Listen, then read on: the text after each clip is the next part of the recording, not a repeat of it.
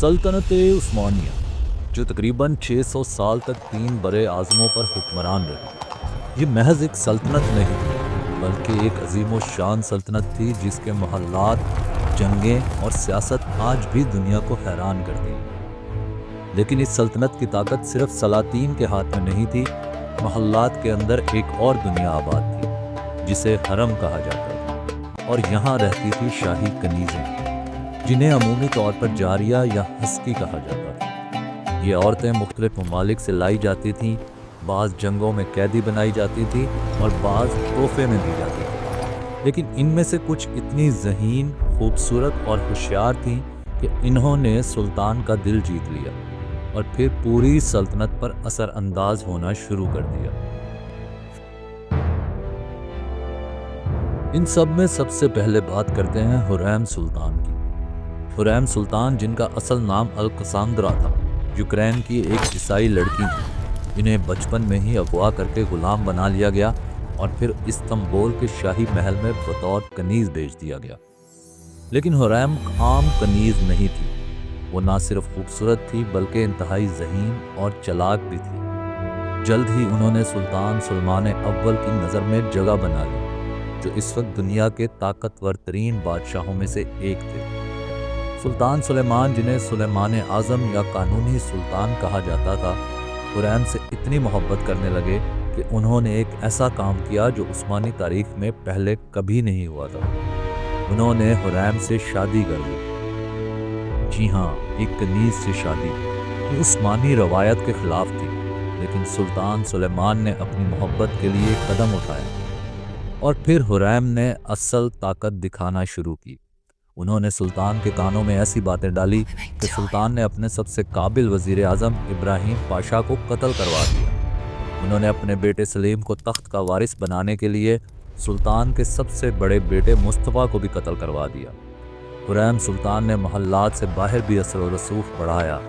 उन्होंने मसाजिद, अस्पताल और मदरसे तामीर करवाए, गरीबों की मदद की और आवाम में मकबूल हो गई। और जब 1558 में उनका इंतकाल हुआ तो पूरी सल्तनत ने मातम किया। एक कनीज़ जो मलका बन गई और फिर सल्तनत की असल ताकत बनी। नूर बानो सुल्तान। नूर बानो, जो वेनिस की एक अतालवी लड़की थी, कैसे बनी उस्मानी सल्तनत की सबसे ताकतवर औरत। नूर बानो सुल्तान का असल नाम सिसिलिया वीर बाफू था। वो 1525 में वेनिस के एक बहुत अमीर और ताकतवर ख़ानदान में पैदा हुई।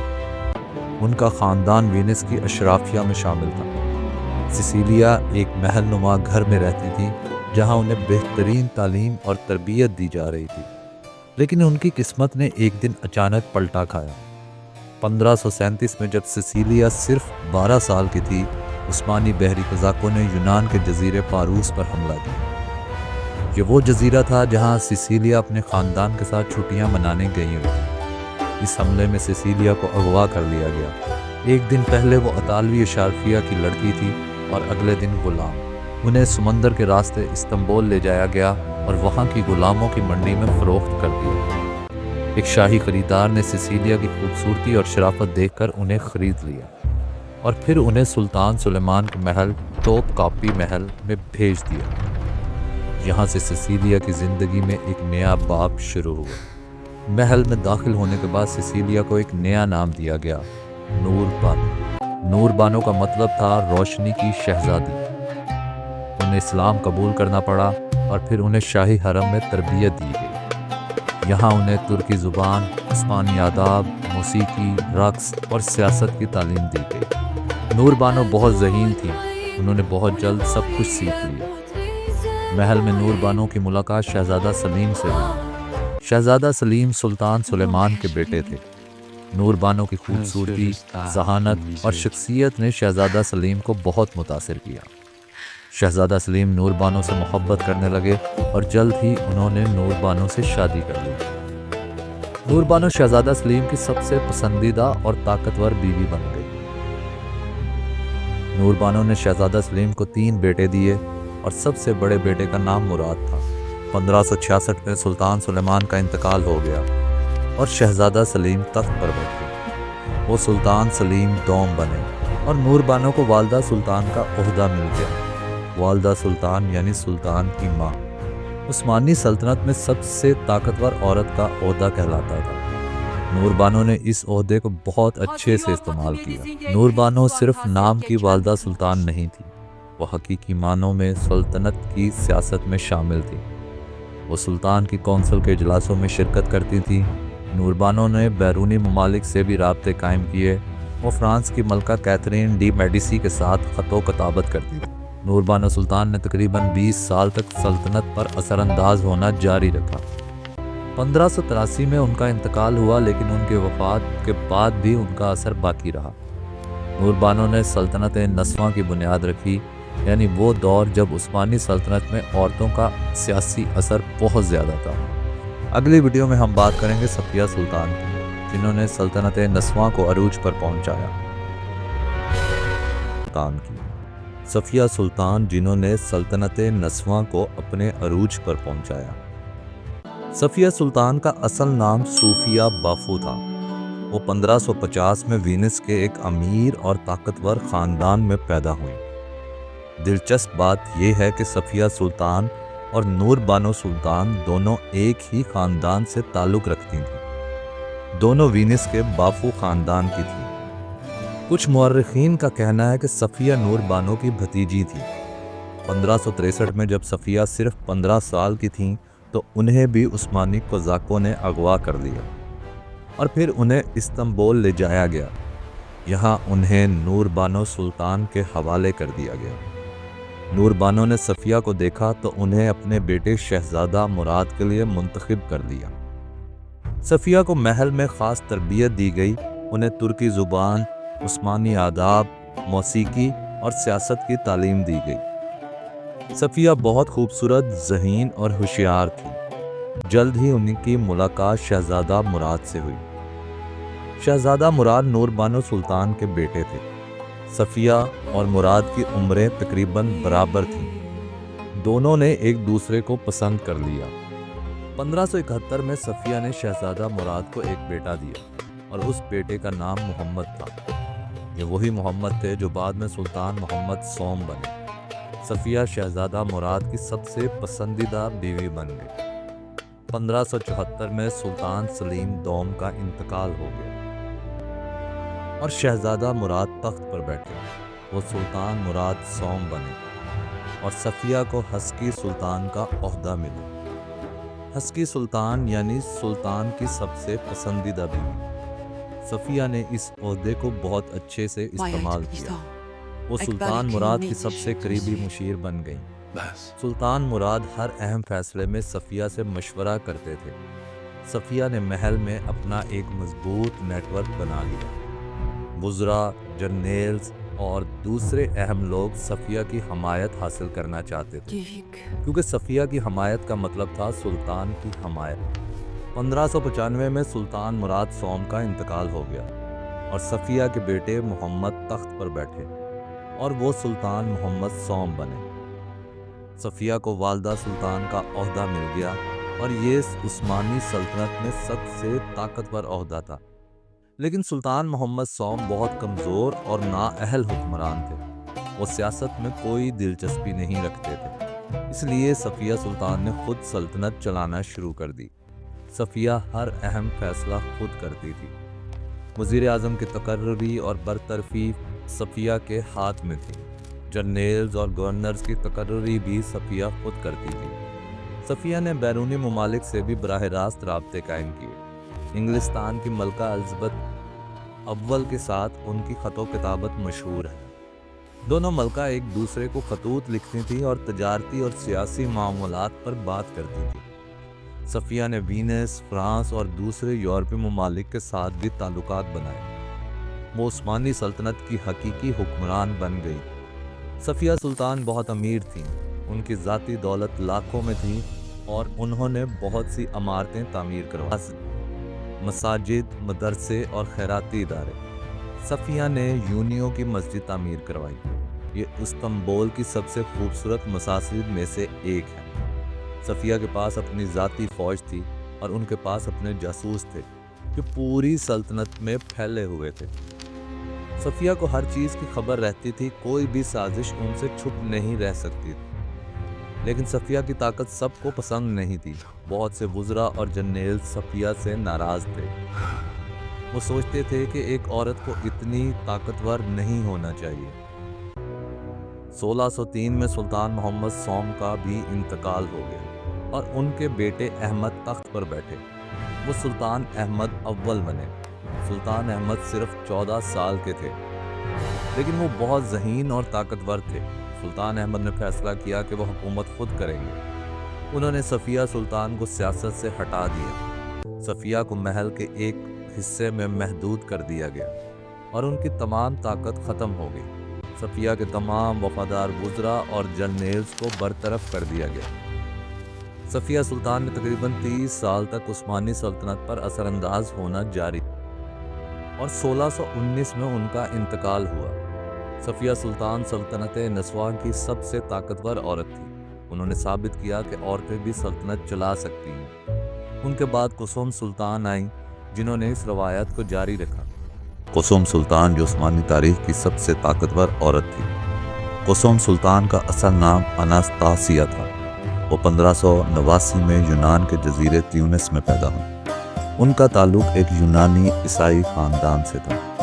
کچھ مورخین کہتے ہیں کہ ان کے والد ایک پادری تھے۔ 1604 میں جب اناستاسیہ 15 سال کی تھی تو تاتاری قزاقوں نے ان کے جزیرے پر حملہ کیا۔ اناستاسیہ کو اغوا کر کے غلام بنا لیا گیا اور پھر انہیں استنبول کی غلاموں کی منڈی میں فروخت کر دیا گیا۔ یہاں ایک شاہی خریدار نے انہیں خرید کر سلطان احمد اول کے محل میں بیچ دیا۔ محل میں اناستاسیہ کو ایک نام نیا دیا گیا، ماہ پیکر، جس کا مطلب ہے چاند کی طرح خوبصورت۔ محل میں ماہ پیکر کی خوبصورتی سب کو حیران کر دیتی تھی۔ انہیں حرم میں خاص تربیت دی گئی، ترکی زبان، فارسی شاعری، موسیقی اور رقص۔ لیکن ماہ پیکر صرف خوبصورت نہیں تھی، وہ بہت ذہین بھی تھی۔ انہوں نے عثمانی سیاست اور محل کی سازشوں کو سمجھنا شروع کر دیا۔ ماہ پیکر جانتی تھی کہ محل میں زندہ رہنے کے لیے طاقت ضروری ہے، اور جلد ہی نوجوان سلطان احمد اول کی نظر ماہ پیکر پر پڑی۔ سلطان احمد اس وقت صرف 16 سال کے تھے۔ ماہ پیکر کی خوبصورتی، ذہانت اور جرت نے سلطان کو مکمل طور پر محصور کر دیا۔ سلطان احمد ماہ پیکر سے شدید محبت کرنے لگے اور انہوں نے ماہ پیکر کو ہسکی سلطان کا عہدہ دے دیا، یعنی سلطان کی سب سے پسندیدہ اور طاقتور بیوی۔ سلطان احمد نے ماہ پیکر کو ایک نیا نام دیا، قسم، جس کا مطلب تھا لیڈر یا رہنما۔ قسم نے سلطان احمد کو 4 بیٹے دیے، مراد، ابراہیم، قاسم اور سلیمان۔ اور اب قسم صرف ایک بیوی نہیں تھی، وہ مستقبل کی والدہ سلطان تھی۔ 1617 میں سلطان احمد اول کا اچانک انتقال ہو گیا۔ وہ صرف 27 سال کی تھیں۔ قسم کے لیے یہ بہت خطرناک وقت تھا، کیونکہ ان کے بیٹے ابھی بہت چھوٹے تھے۔ سلطان احمد کے بھائی مصطفیٰ کو تخت پر بٹھایا گیا، لیکن سلطان مصطفیٰ ذہنی طور پر بیمار تھے۔ صرف 3 ماہ بعد انہیں تخت سے ہٹا دیا گیا اور پھر سلطان احمد کے بیٹے عثمان کو تخت پر بٹھایا گیا اور وہ سلطان عثمان دوم بنے۔ لیکن سلطان عثمان قسم کے بیٹے نہیں تھے۔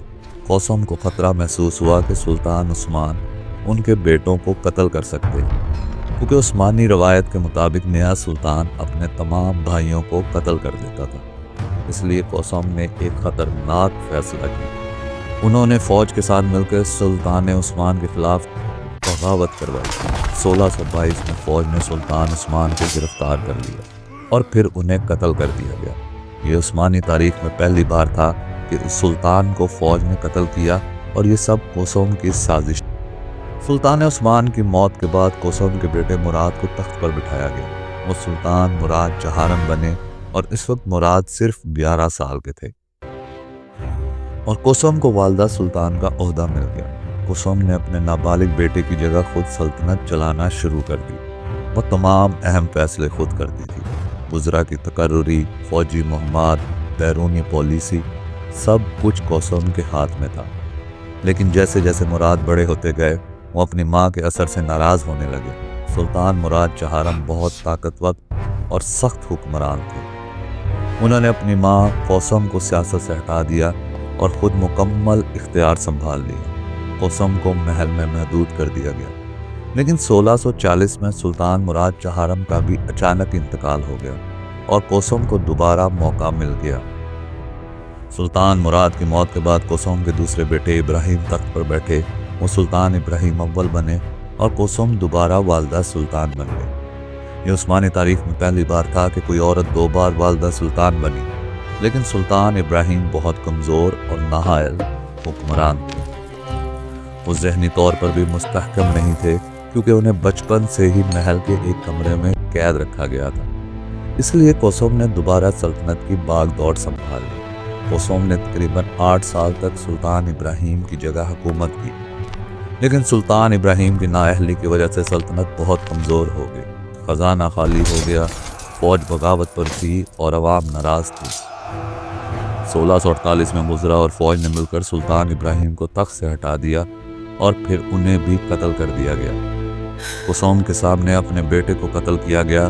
یہ قوسم کی زندگی کا سب سے دردناک لمحہ تھا۔ سلطان ابراہیم کی موت کے بعد ان کے بیٹے محمد کو تخت پر بٹھایا گیا۔ وہ سلطان محمد چہارم بنے۔ اس وقت محمد صرف 6 سال کے تھے اور قوسم تیسری بار والدہ سلطان بن گئی۔ لیکن اب قوسم والدہ سلطان نہیں بلکہ والدہ کبریٰ تھی، یعنی سلطان کی دادی۔ قوسم نے اپنے پوتے کی جگہ سلطنت چلانا شروع کر دی، لیکن اب ان کا مقابلہ ایک اور طاقتور عورت سے تھا، سلطان محمد کی ماں تورخان سلطان۔ تورخان بھی والدہ سلطان کا عہدہ اور طاقت چاہتی تھی۔ قوسم اور تورخان کے درمیان طاقت کی خونی جنگیں شروع ہو گئی۔ دونوں عورتیں ایک دوسرے کے خلاف سازشیں کرنے لگیں۔